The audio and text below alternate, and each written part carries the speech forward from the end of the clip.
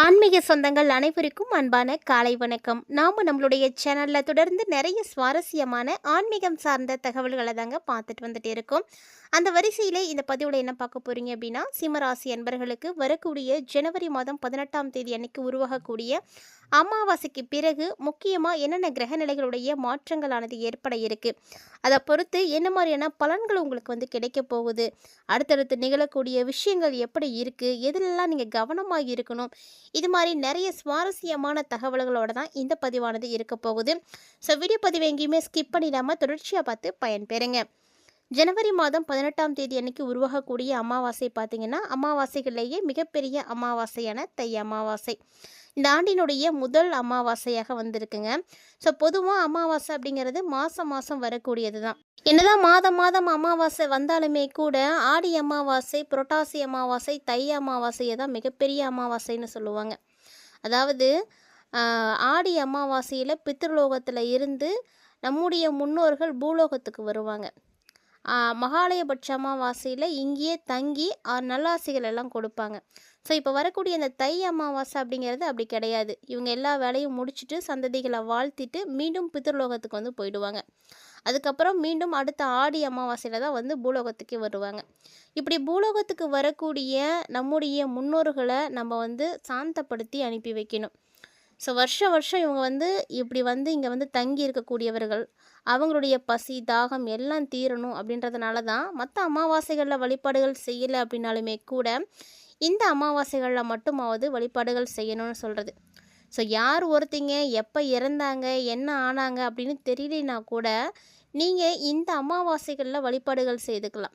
So பொதுவாக எல்லா அமாவாசைகளையும் நீங்கள் எடுக்காமல் இந்த அமாவாசையில் நீங்கள் வழிபாடுகள் எடுத்துக்கலாம். விரத வழிபாடுகள் அவங்கவுங்களுடைய குல வழக்கப்படி என்னென்ன செய்யணுமோ அதெல்லாம் நீங்கள் செய்யுங்க. அதுலேயும் பார்த்தீங்கன்னா இந்த அமாவாசை நாட்களில் நீங்கள் தான தர்மங்கள் செய்கிறது ரொம்ப நல்லது.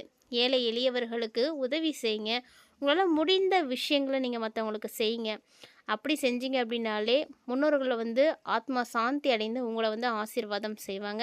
ஸோ அதனால் உங்களுக்கு நிறைய நல்ல விஷயங்கள் நடக்கும். பொதுவாக ஒரு சில குடும்பங்களில் பார்த்திங்கன்னா தேவையில்லாத சண்டை சச்சரவுகள் ஏற்படும். என்ன காரணம்னே தெரியாமல் அங்கே நிறைய ப்ராப்ளம் வருது. மேலும் பார்த்திங்கன்னா நோய் நொடியால் பாதிப்பு அடைகிறது, நிறைய கடன் ஆகிறது, திருமணமாகாமல் தள்ளி போகிறது, குழந்தை பாக்கியம் இல்லாமல் தடைப்படுறது. ஸோ இந்த மாதிரி ஒரு சில விஷயங்களுக்கெல்லாம் காரணம் என்னவாக இருக்கும் அப்படின்னா, முன்னோர்களுக்கு நீங்கள் செய்ய தவறிய கடமைகளை நினைவு கூறக்கூடிய வகையில் தான் இந்த மாதிரியான விஷயங்கள்லாம் நடக்கும். ஸோ அப்படி நீங்கள் உங்களுடைய வீட்டில் யாருக்காவது இந்த மாதிரி பிரச்சனைகள்லாம் இருக்குது அப்படின்னா கண்டிப்பாக உங்களுடைய முன்னோர்களை வழிபாடு செய்யுங்க. நீங்கள் செஞ்சீங்க அப்படின்னா அதனுடைய புண்ணிய பலன் உங்களுடைய பிள்ளைகளை கண்டிப்பாக சேரும். உங்களுடைய சந்ததியினர் வளமாக வாழ்வாங்க. நீங்கள் செய்திருக்கக்கூடிய அந்த சின்ன தப்பு மற்றவங்களை எவ்வளோ தூரம் பாதிப்படைய செய்யுது அப்படின்றத பாருங்களேன். அதாவது நம்ம பித்ருக்களுக்கு மட்டும் கடன் வைக்கவே கூடாது. அவங்களுக்கு செய்ய வேண்டிய விஷயங்களை முறைப்படி செய்திடணும். நம்மளால் முடிந்ததை செய்தாலே போதும். அவங்க மனசார ஏற்றுப்பாங்க. அவங்க ஏற்றுட்டு அவங்க ஆசிகளை கொடுப்பாங்க. ஸோ இந்த மாதிரி நீங்கள் யாருக்காக அமாவாசையில் வழிபாடுகள் செய்கிறீங்க உங்கள் வீட்டில் அப்படின்றத மறக்காமல் கமெண்ட் பண்ணுங்கள். பொதுவாக இந்த அமாவாசை வழிபாடு அப்படிங்கிறது யாரெல்லாம் செய்யணும் அப்படின்னா, அப்பா அம்மா இல்லாத ஆண்கள் செய்யலாம். அதே போல் கணவன் இல்லாமல் இருக்கக்கூடிய பெண்கள் செய்யலாம். மற்றபடி மற்றவங்க யாரும் இந்த விரதங்களில் எடுக்கணும் அப்படின்றது கட்டாயம் கிடையாது. இந்த மாதிரி சின்ன சின்ன விஷயங்களை எல்லாம் தெரிஞ்சுக்கிட்டு அதன்படி செஞ்சுக்கோங்க. பொதுவாக ஒரு சிலர்லாம் நிறைய முறைகள் இருக்குது. எப்படிலாம் வழிபாடுகள் செய்யணும், அமாவாசையில் என்ன சமைக்கணும், என்ன சாப்பிடணும், எப்படி பண்ணணும் அப்படின்னு. ஸோ இது எல்லாமே நீங்கள் தெரிஞ்சுக்கிட்டு அதன்படி செய்தீங்க அப்படின்னா அதனால் ஏற்படக்கூடிய தவறுகளோ நமக்கு எந்த பாதிப்பையும் கொடுக்காது. ஒரு சிலருக்கு செய்யக்கூடிய விஷயங்கள் பாதிப்புகளை கொடுக்குது அப்படின்னா தெரிந்தோ தெரியாமலோ செய்யக்கூடிய பல விஷயங்கள் நம்மளை சாபங்களாக மாறுது, நமக்கு பாவங்களாகவும் மாறிடுது. ஸோ அந்த மாதிரி என்ன செய்யணும் எப்படி செய்யணும் அப்படின்றதெல்லாம் கண்டிப்பாக தெரிஞ்சுக்கோங்க. ஸோ அந்த மாதிரி நிறைய விஷயங்கள் ஆல்ரெடி நம்மளுடைய சேனலில் நம்ம போஸ்ட் பண்ணிகிட்ருக்கோம். ஸோ அதெல்லாம் நீங்கள் தொடர்ந்து பாருங்கள். நிறைய விஷயங்களை தெரிஞ்சுக்கிட்டு அதன்படி வழிபாடுகள் செய்கிறது உங்களுக்கு நல்ல பலன்களை கொடுக்கும். ஸோ இது வரைக்கும் நம்ம அமாவாசையை பார்த்தோம். அமாவாசை எப்போ வருது அப்படின்னு பார்த்தீங்கன்னா ஜனவரி 18 ஞாயிற்றுக்கிழமை அன்னைக்கு வருது. ஸோ இந்த ஞாயிற்றுக்கிழமை அன்னைக்கு வரக்கூடிய அமாவாசைக்கு நல்ல சிறப்பு இருக்குது. எல்லாருக்கும் தெரியும். கட்டாயமாக குலதெய்வ வழிபாடு செய்யுங்க. அந்த நாளில் குலதெய்வத்தினுடைய வழிபாடும் முன்னோர்களையும் வழிபாடு செய்கிறது தான் உங்களுக்கு சிறப்பானதாக இருக்கும். இந்த அமாவாசைக்கு பிறகு சிம்மராசிக்காரங்களுக்கு பார்த்திங்கன்னா ஒரு மிகப்பெரிய மாற்றங்கள் உருவாகும். ஏன்னா இந்த ஆண்டில் ஒரு சில விஷயங்கள் உங்களுக்கு வந்து பிரச்சனைகள கொடுத்தாலுமே கூட அதிர்ஷ்டமும் இருக்கு. அஷ்டமத்து சனிய பார்த்துலாம் நீங்க பயப்படாதீங்க. அஷ்டம சனியிலும் அதிர்ஷ்டம் கண்டிப்பா இருக்கும். ஸோ வேலையில மட்டும் கவனமா இருக்கணும். ஏன்னா சின்ன சின்ன விஷயங்கள்ல மட்டும் நீங்க கவனமா இருந்தீங்கன்னா போதும். அஷ்டம சனியால பெருசா பாதிப்புலாம் எதுவும் இருக்காது. கேது வந்து உங்களுடைய ராசியில இருக்கிற வரைக்கும் ஒரு சில தொந்தரவுகள நீங்க பார்ப்பீங்க. ஸோ கேது மாறிட்டாரு அப்படின்னா உங்களுக்கு பெருசா பிரச்சனை இருக்காது. குருவினுடைய பார்வை இருக்கு அப்படின்றதுனால பெருசா உங்களுக்கு சனி பகவானால எந்த பிரச்சனைகளும் ஏற்படாது. பயப்படாதீங்க. அஷ்டம சனியிலும் அதிர்ஷ்டம் உண்டு அப்படின்றதையும் மறந்துடாதீங்க. ஸோ இந்த டைம் பார்த்தீங்கன்னா, சிம்மராசிக்காரங்களுக்கு 5, 8ஆம் இடத்துக்கு அதிபதியான குரு பகவான் லாபத்தில இருக்க போறாரு. அதனால என்ன நடக்கும்? குரு லாபத்தில இருக்கிறார் அப்படிங்கும்பொழுது அற்புதமான தனலாபங்கள்லாம் கிடைக்கும். பிள்ளைங்கலாம் அப்பாவுடைய பேச்ச கேட்காம இருந்திருப்பாங்க. ஸோ பிள்ளைங்க அப்பாவுடைய பேச்ச கேட்காம இருந்தாலுமே கூட, அவங்க உங்க மீது அன்பா தான் இருப்பாங்க. ஸோ அதில வந்து எந்த ஒரு குறைவும் இருக்காது. நீங்க சொல்றத வேணா அவங்க கேட்காம போகலாம், கண்டுக்காம போகலாம். ஆனா அவங்க உங்க மேல வந்து எப்போதும் பாசமா தான் இருப்பாங்க. தொழில்லயும் தடைகள் வந்து பார்த்துட்டு இருந்திருப்பீங்க. ஸோ என்ன செய்யணும்? இல்ல செய்துட்டு இருக்கக்கூடிய விஷயங்கள்ல கூட நெறைய பிரச்சனைகள்லாம் பார்த்துருப்பீங்க. அதெல்லாம் இப்போ வந்து சரியா போகும். சிக்கல்கள் அப்படின்றது உங்களுக்கு இருக்கத்தான் செய்யும். சிக்கல் இல்லாம எதுவும் நடக்காது. சிம்மராசிக்காரங்க அத முதல்ல பார்த்துக்கோங்க. ஏன்னா அஷ்டம சனி இருக்கு. அப்படிங்கும் பொழுது எந்த விஷயம் செஞ்சாலும் அதில தடை கண்டிப்பா இருக்கும். ஆனா தடைக்கு பின்னாடி கிடைக்கக்கூடிய விஷயம் உங்களுக்கு மிகப்பெரிய யோகமா தான் இருக்கும். அதனால எந்த ஒரு விஷயமும் தப்பா ஆயிடுச்சு அப்படின்னு நினச்சு கவலைப்படாதீங்க. முயற்சி பண்ணுங்க. அடுத்த முறை கண்டிப்பா வெற்றி கிடைச்சிடும். ஸோ ராசியில கேது இருக்கிறாருங்க. அதனால தான் உங்களுக்கு ஒரு சில பிரச்சனைகள் ஆனது ஏற்படும். அதனால என்ன பண்ணுறீங்கன்னா, தினமுமே காலையில எழுந்திரிச்சுட்டு வழிபாடுகள் செய்யுங்க. விநாயகரை வழிபாடு செய்யுங்க. விநாயகர் பெருமான் எல்லா வினைகளையும் தீர்த்து கொடுப்பாரு. ஸோ சனி பகவானால் ஏற்படக்கூடிய பாதிப்புகளும் வந்து கண்டிப்பாக தீரும். விநாயகரை வழிபாடு செய்யுங்க. விநாயகருக்கு வந்து தோப்பு கரணம் போடுங்க. தினமுமே விநாயகரை வழிபாடு செய்யுங்க. உங்களுக்கு ஒரு நல்ல விஷயம் கண்டிப்பாக நடக்கும். இந்த டைமில் தான் உங்களுடைய மதிப்பு, மரியாதை, செல்வாக்கு எல்லாமே அதிகரிக்க ஆரம்பிக்கும். உங்களை சுற்றி எத்தனை சூழ்ச்சிகள் வேணாலும் நடக்கலாம். யார் வேணாலும் உங்களுக்கு பிரச்சனையை கொடுக்கலாம். பிரச்சனை அப்படிங்கிறது எப்படி வருது, எந்த ரூபத்தில் வருது அப்படின்னு தெரியாமல் கூட இருக்கலாம். ஆனால் யாராலையும் உங்களால் ஒன்றும் செய்யவே முடியாது. எல்லாத்தையுமே வந்து ஜெயிச்சு வெளியில் வந்துடுவீங்க. இந்த டைமில் நிறைய சிம்மராசினியர்களுக்கு பதவி கிடைக்கும். உங்களை தேடி பதவி வரும். தனத்துக்கெல்லாம் பிரச்சனையே இருக்காது. கண்டிப்பாக உங்கள் கையில் வந்து காசு பணத்துக்கெல்லாம் பாதிப்புகள் இருக்காது, இருந்துகிட்டே இருக்கும். இப்போதான் ஆதித்ய யோகமும் இருக்குது அப்படின்றதுனால இந்த யோகம் எப்போதுமே தனத்தை தான் வந்து கொடுக்கும். புத்திசாலித்தனமாக சுறுசுறுப்பாக வந்து செயல்பட்டுட்டீங்க அப்படின்னாவே போதும். நிறைய நல்ல விஷயம் நடக்கும். பிள்ளைங்களுடைய சப்போர்ட் கிடைக்கும்.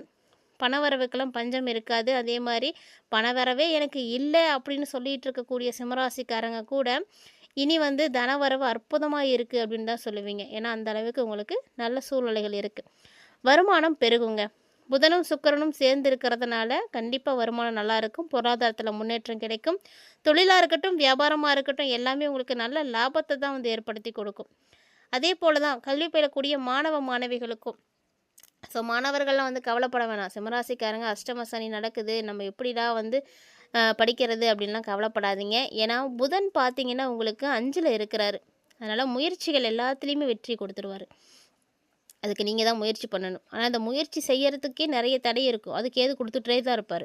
எல்லாத்தையும் மீறி தான் நீங்கள் முயற்சி பண்ணணும். குருவுடைய ஆசீர்வாதம் இருக்குது. அதனால் வந்து ஓரளவுக்கு நீங்கள் முயற்சி பண்ணிங்கன்னா வெற்றி கிடைச்சிடும். கணவன் மனைவிக்கு இடையே உறவு நல்லாயிருக்கும். ஸோ அந்யோன்யம் பிறக்கும். பெரிய பிரச்சனைகள்லாம் எதுவும் ஏற்படாது.